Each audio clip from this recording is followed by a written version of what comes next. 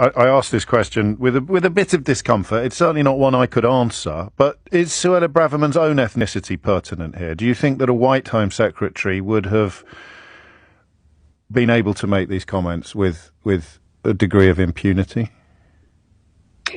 I don't think any of my colleagues can use the pigment in the skin as some sort of a defense mechanism to say they're not racist.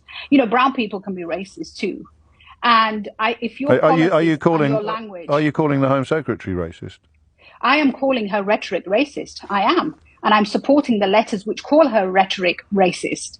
And I think and I say that as somebody who was subjected to racism growing up, in the 70s and 80s. This is not a term that I use loosely, and it's certainly not a term that I use easily when I talk about another woman of color, another parliamentarian of color. But I think that somehow we have to call this out, just because people of all colors and all backgrounds and all sexualities can be homophobic, and people of all backgrounds, sexualities and colors can be racist. We only have to look across at what happened in places like Burma, where people kind of thought Buddhists couldn't be violent, and then we saw what happened to the Rohingya community. We look at racism existing today in Modi's India, and the violence that minorities, including Christians and Dalits and Muslims, are subjected to show that there is just clear racism at play.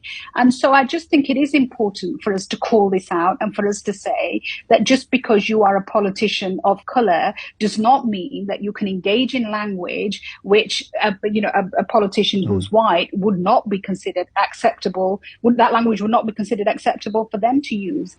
But also remember, Jim, she's the Home Secretary. She should be using her words carefully. She should be measured. Her policy making should be rooted in evidence. She should be thoughtful. She's responsible for the security of our country. We need a grown-up in that role. We certainly don't need somebody who's trying to, perform some sort of Trump tribute act.